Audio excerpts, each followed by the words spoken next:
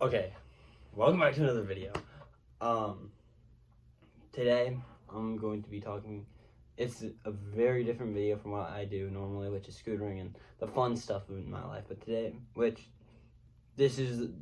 I'm talking about the biggest part of my life, which is my testimony, my story of how I came to Jesus and how He's impacted my life for all of my life. But before I actually get into my story, I just would like to say I relate my story when I talk about my testimony. I like to relate my story to the story of Lazarus in John 11, 1 through 16. And the reason for that being is because growing up, I was in the hospital so much. I basically grew up in the hospital. Just because I had epilepsy, I have cerebral palsy, I have mitochondrial dysfunction, I have a ton of stuff, right? You could name a procedure and it's probably been done to me. Thank God I've never had cancer or any disease like that, but I have had a lot of procedures. And luckily I have gotten out of not having to have a bunch of surgery. I've only had one major surgery, which was for my leg, which I'm gonna get to in a little while actually. But anyways, so John 11 talks about this man who died, and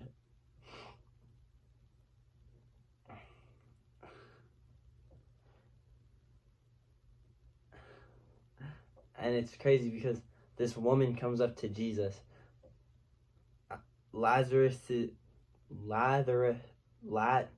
I'm so sorry. Lazarus's sister, I believe it is. It's either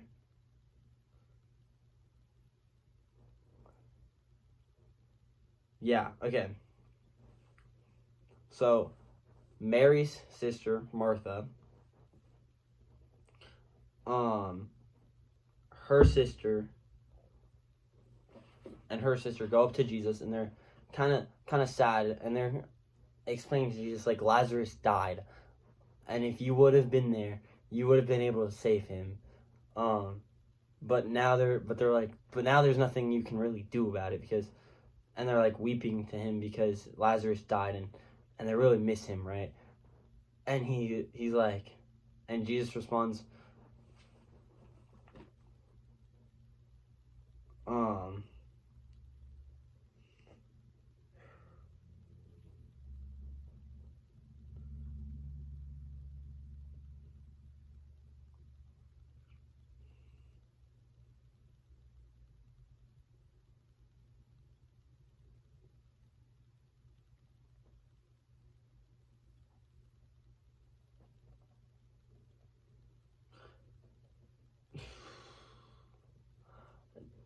Jesus responds in saying, basically saying that he'll go in and save Lazarus. So they go to Judea, where Lazarus is buried. Also, I'm really sorry for the pause. I was just trying to find my words. I don't script these videos at all, so if I pause like that, it's just because I'm trying to figure out what exactly I want to say. Because I don't like scripting my videos for this because I think it comes out worse when I script them compared to if I don't. But anyways, and they go to Judea, and he says, Lazarus, come out. And Lazarus gets up and walks out. And the reason why I say this is because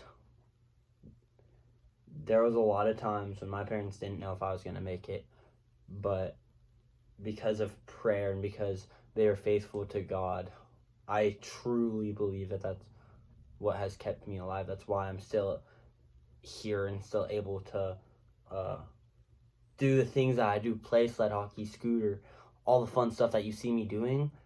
It's because of prayer. It's because of worship. It's because my parents and my family have stayed faithful to God, and I have stayed faithful to God. yeah, I'm gonna tell this story really quickly, and then I'll get to the rest of my testimony. But like I said, I grew up in a hospital. I grew up going in and out of the hospital all the time. And so this one day, I think I had a seizure. I had a really, really bad seizure to the point where they had to fly me in a helicopter to the hospital. And sorry. But anyways, they had to fly me in a helicopter to the hospital, and my parents were told they can't go on the helicopter with me, and they had to meet me at the hospital. And so they didn't know if I was gonna make it over there. Like, they were going over there not knowing like if their son was gonna survive, and you know how like terrible that is. That like that can't I can't really say how bad I felt because I was like an infant. So I can't explain that. But that had to hurt. But like they were still faithful to God. And I'm sure they were praying the entire way over there that he would keep me alive. And he did. He kept me alive. I'm still here, still able to tell the stories. But yeah, that was one of the craziest things that's happened to me that I can't even remember because I was, again, very, very little. But anyways, so I always grew up in church. To get to my testimony, I always grew up in church, going to church, grew up in Sunday school, like basic kind of Christian life. But I'd say when I was in like middle school, I didn't really like going to church because I was always bullied growing up, and even at church, at youth group, I would get bullied by the kids sometimes, and it sucked. And so, like, that's not showing the love of God at all, obviously. And I I never really belonged. I didn't really fit in. And so I didn't like going to youth group. I didn't like going to, like, Sunday school or anything because, like, I don't know, I just wasn't really interested in it. I felt like I had better things that I could be doing in my day, which obviously was not true. And so then when I was that summer of my 8th grade year, I want to say, we started going to the church that I go to now, and the youth leader, or one of them, walks up and like starts talking to me, and it's like, you should come to youth group tonight, like come. And so me and my sister go to youth group that night, and they were all so nice to greet us. They were insane. And so we started going to that church. We started attending youth group every week. I'm so sorry. My hair does not look. It's not that bad. I'm sorry. I'm telling my testimony. I'm sorry. My hair. No. Okay. Anyways, back to what I was saying. Oh my gosh. Can you tell I'm a teenager? Can you tell I'm a teenage guy? Yeah. Because I sure can. But anyways. But yeah, so then I like started to fit in, but even then I couldn't really relate to anything that any other guys like would talk about because they were all like football guys. I'm a hockey player, so I don't watch football, I don't watch baseball, I don't watch any of the stuff that they were really interested in. So I couldn't really find something that like I could relate to them. So then I just ended up being very quiet, and that was my fault. I kind of just put myself into the position of like not like having a connection with any of them, right? And so then I would end up most Sunday nights going to the skate park or doing something else because I don't know, I just didn't, I started not liking youth group, right? But that was my fault because I wasn't pursuing God. I wasn't like trying to have a relationship with have a friendship or anything with any of the guys there, or anyone there for that matter. And so I ended up most of the time just being on my phone, which was not cool. But that's what I did. And then then youth camp came around, and so I signed up because I was like this, and my parents had started making me go to youth group every Sunday, and so when youth camp came around, I signed up for it, and then because I was like, maybe if I go, I'll like get closer to the guys. It'll be cool. And then the first day of summer break of my freshman year, I was at the skate park with one of my best friends, and I did this trick on a tabletop, which if you don't know what that is, there's a ramp on this side, it's flat, and then a ramp on that side, and on the other side. And so I go up, I do a 180, so I spin 180 degrees. I rode backwards, and then once I reached the ramp behind me, I tried to 180 back into it, and I didn't do it right, and the scooter slipped out from under me, and I twisted my leg and landed on it, and I snapped my tibia and my fibula. And so I broke my leg in like 2 places, fractured it in one,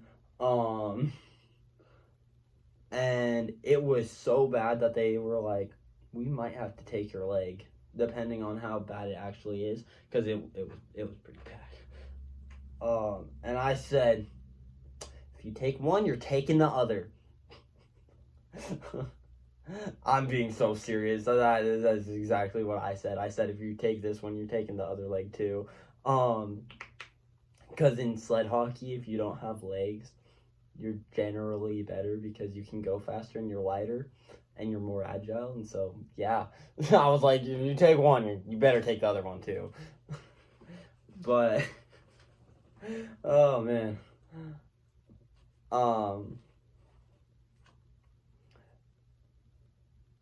But anyways, but then I was like, man, now I can't go to youth camp because, well, I broke my leg. I snapped my leg. I can't go anymore. And then my youth group leader at the time walks up to me. First time I'm back at church, walks up to me and goes, hey Buck, if you want to come to youth camp still, I know you broke your leg. I know, like, totally understand if you don't want to go, but you did pay for it. So if you want to come, we'll make it happen. Like, if you want to come with us, we'll figure it out. You can come. Like, you still can come. And we're like, all right. I was like, oh, all right, say less. And so we talked. We were like, all right, we gotta talk to a surgeon to make sure it's okay.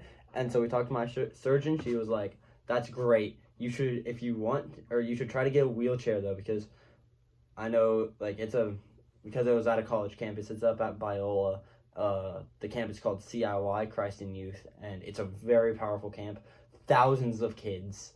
Is so cool. And so then I was able to borrow a wheelchair from one of the kids on my hockey team, and go. I just wasn't able to do any of the sports, obviously.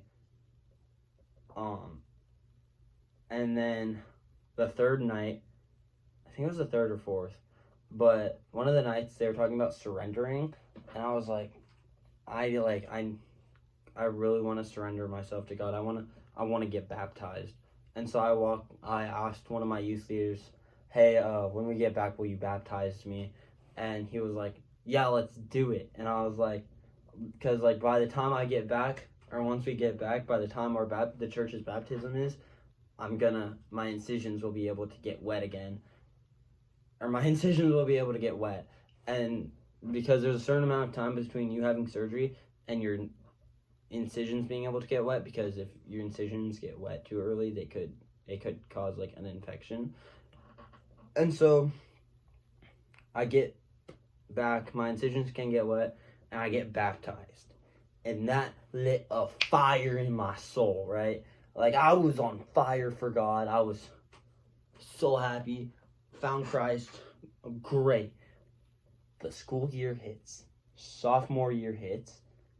And I go down. Actually, I'd say like a couple weeks after, I go down. Like, depression hit me so hard that year.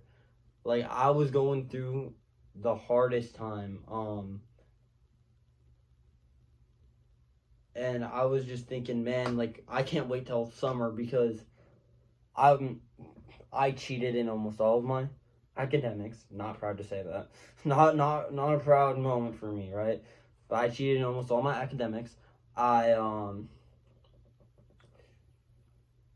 almost lost probably a couple of my best friends. One specifically, and altogether life sucked. Like, depression sucked. And I couldn't see the light. I couldn't see the goodness of God.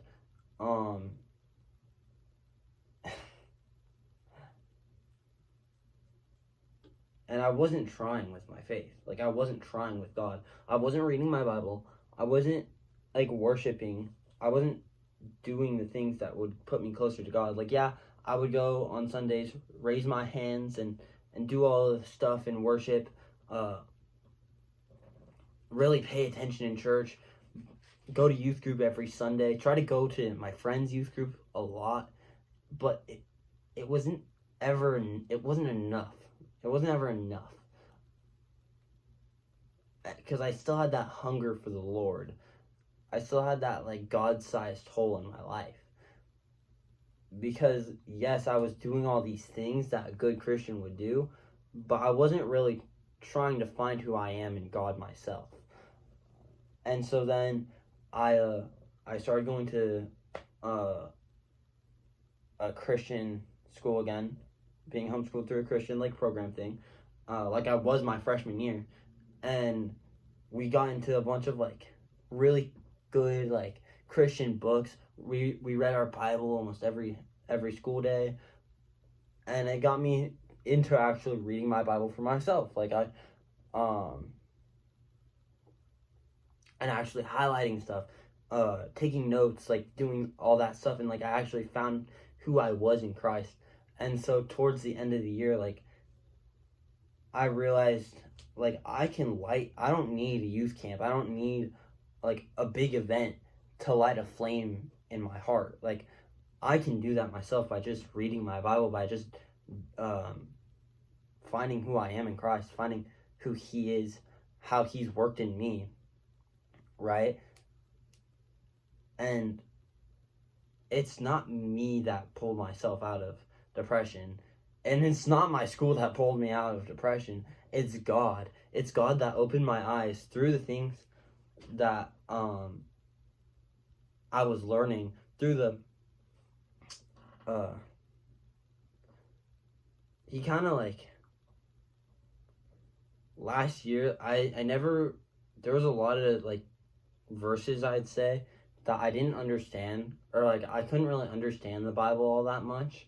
And then last year, like, I don't know what happened. It definitely had to be God, but all of a sudden, I'm reading verses, and I'm like, I know what this, like, I can understand this. Like, this definitely, like, I know what this means. Like, I get this.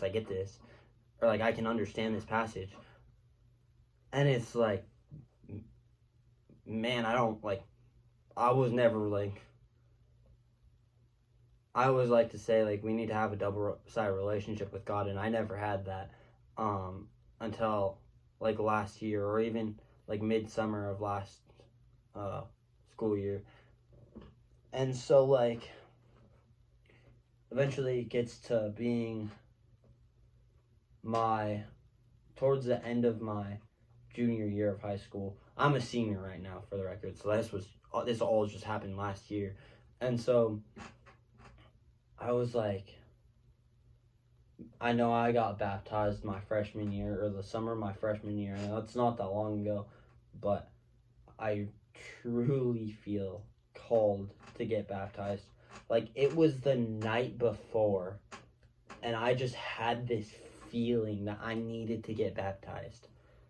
Like, I felt like God was telling me to get baptized the next day.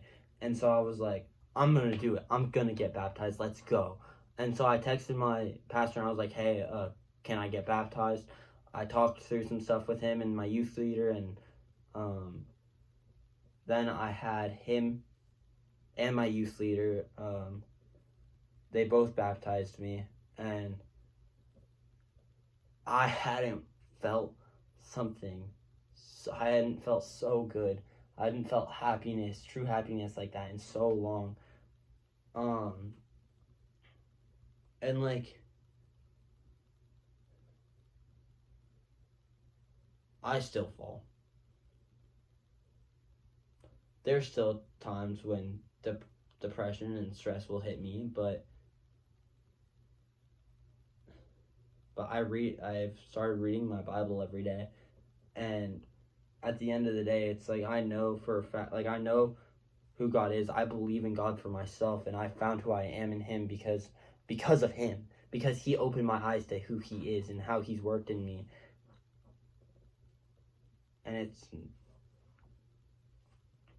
And I want to say that it's no longer I who live, but Christ who lives in me, and that if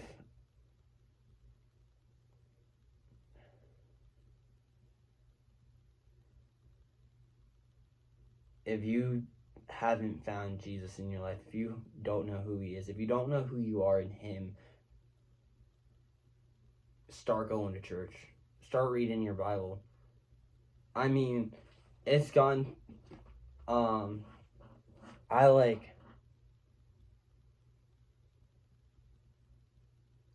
found such happiness, such joy in Jesus. And one of my youth leaders actually came to my school kind of recently and spoke, and we're talking about the fruits of the Spirit this year, and so he was talking about joy and how joy is eternal. And so when you find joy, it's like, and how happiness is temporary. So like I can find happiness in things that I do. Like playing video games can make me happy, but that's not going to give me true joy. Like I find true joy in reading my Bible. Like I found joy in running to Him, in knowing who He is and committing my life to Him. That's how I found joy in my life. And I pray that like I will always have that joy, like that I'm not gonna fall away from Him, but I'm gonna keep going towards Him. And it's my goal right now to become a pastor. Like I really, really want to become a pastor, and just teach others about Him. But yeah, if you don't know Jesus, if you haven't heard of who He is, I'd say go to church, find a good Christian community, because that's what God wants for us. He wants us to be in community with each other. And because as iron sharpens iron, man sharpens man.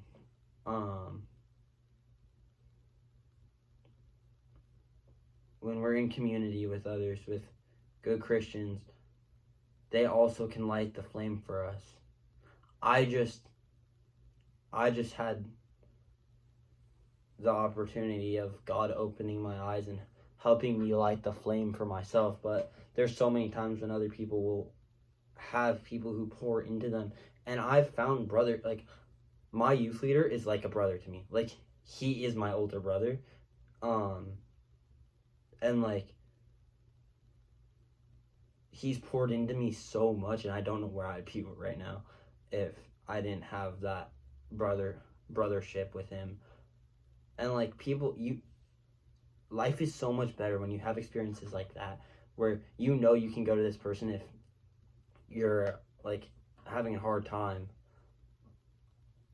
And so I highly recommend finding a church, finding that group of people that you can always go to them when you're having a hard time, when you're struggling with something. You can always go to them.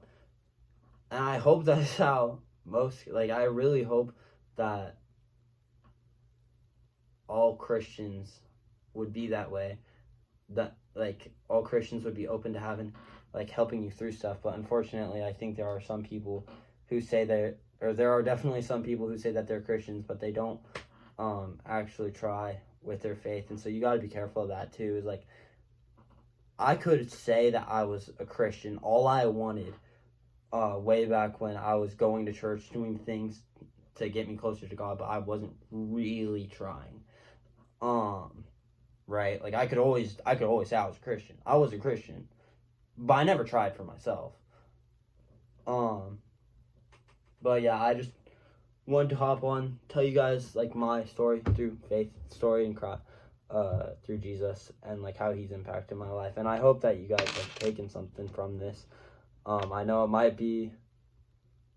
I probably jump a lot from thing to thing, but at the end of the day, like that's my story. Like I've never really like been on a straight path to God. Like